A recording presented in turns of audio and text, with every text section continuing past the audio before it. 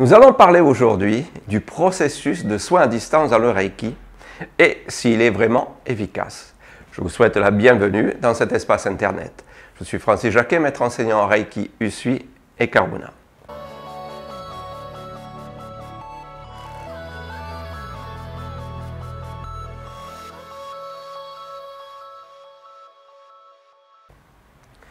Alors effectivement, beaucoup de personnes se posent la question de savoir comment fonctionnent les soins Reiki lorsque nous les faisons sur une personne qui se trouve à 10 000 km de distance. Par exemple, nous, ici à La Réunion, et un ami qui réside à Paris. Alors cela peut paraître complètement déjanté ou une théorie simpliste d'illuminer de la manipulation d'énergie ou encore d'adeptes méditants d'une secte yogi.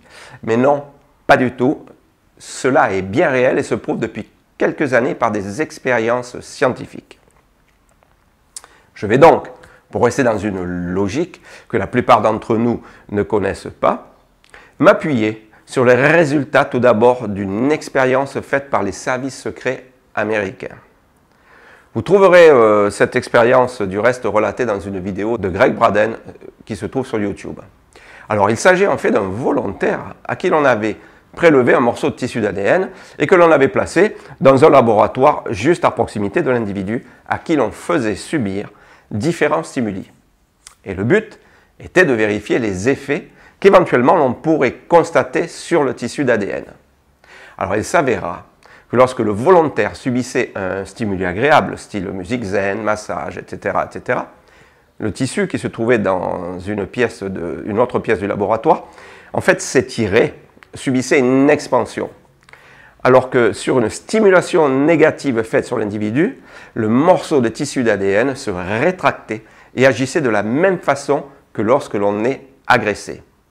Vous avez remarqué que lorsque l'on a peur ou que nous sommes réellement en situation de stress, notre corps se contracte et notre esprit subit une atteinte de type figé. On ne peut plus penser calmement, mais au contraire, la tête est comme dans un étau. A contrario, quand nous passons une merveilleuse journée en compagnie d'amis que l'on aime, on a l'esprit libéré et ouvert, notre champ de vision est beaucoup plus large et étendu. Eh bien, il en était de même sur cet échantillon d'ADN appartenant aux volontaires de cette expérience. Pensant que c'était peut-être le fait que l'échantillon d'ADN se trouvait à proximité immédiate du cobaye, ils ont transféré ce tissu dans un autre laboratoire à 500 km de là. Eh bien, il s'avéra que c'était exactement la même chose et que le morceau d'ADN réagissait exactement comme le faisait son propriétaire aux différents stimuli qu'on lui faisait subir. C'est fabuleux, car ceci nous confirme l'existence de ce que Greg Braden définit comme un champ de conscience qui nous relie tous. Vous souvenez-vous des autotamponneuses que nous avions dans nos fêtes foraines à l'époque? Ces voitures étaient mues par un moteur électrique dont la barre derrière, que l'on heurtait à chaque choc et qui nous faisait mal, reliait le câble à une espèce de grillage électrique qui se trouvait au-dessus de nos têtes et qui alimentait en même temps toutes les voitures. Alors lorsque j'explique cela, je prends comme exemple les parallèles et les méridiens qui quadrillent notre planète et qui ressemblent à ce grillage dans lequel le courant électrique se propageait en reliant toutes les voitures en énergie. Eh bien, il en est de même pour ce fameux champ de conscience. Il relie tous les êtres sur la Terre. Donc, lorsque vous faites un soin Reiki, vous vous connectez à ce champ d'énergie et ainsi, en utilisant les symboles Reiki appropriés, qui agissent comme un GPS, vous vous connectez directement à la personne qui va bénéficier du soin et de plus très rapidement.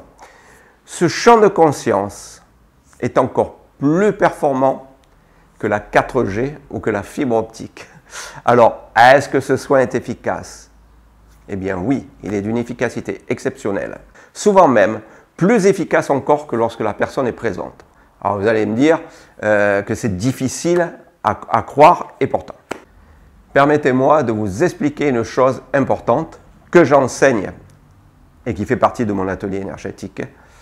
En effet, je décortique tout le processus de travail de l'ego qui se trouve dans le corps mental et comment il interagit avec notre conscience en prenant la majorité du temps le pas dessus.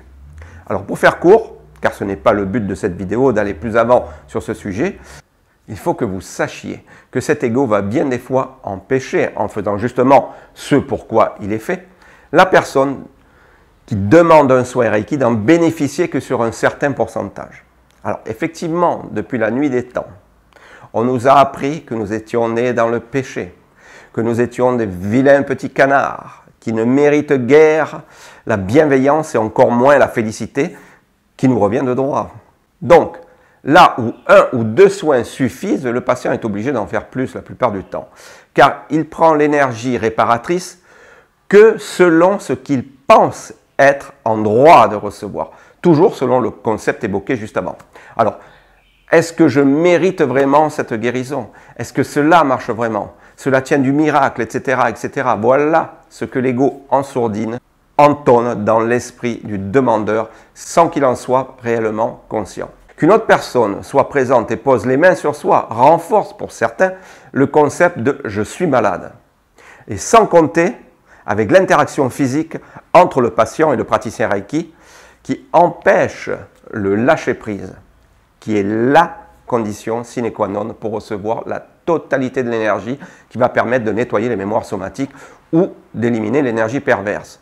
Énergie qui stagne et qui crée ainsi la pathologie. A contrario, lorsque la distance est effective entre le receveur et le demandeur, la personne est plus à même de recevoir pleinement le soin énergétique du fait qu'elle n'a rien à gérer à part de s'allonger confortablement. À ce moment-là, le lâcher-prise est total. Toutes les conditions sont remplies pour une parfaite assimilation de l'énergie de guérison. Donc, par le biais de ce champ de conscience, l'énergie Reiki va être tranquillement véhiculée vers la personne en demande.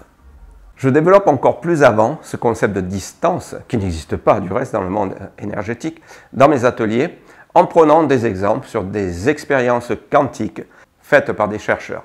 Mais j'espère que cette vidéo vous aura apporté un début d'éclairage sur les possibilités extraordinaires du Reiki et de ses soins à distance.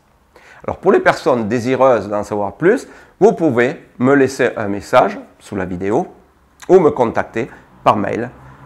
Je mets le lien qui s'affiche en ce moment. Merci de votre écoute et à bientôt pour une autre vidéo. Merci.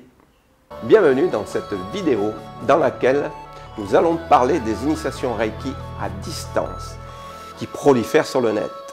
Alors, peut-on se faire initier à distance? Et si oui, sommes-nous vraiment initiés au Reiki?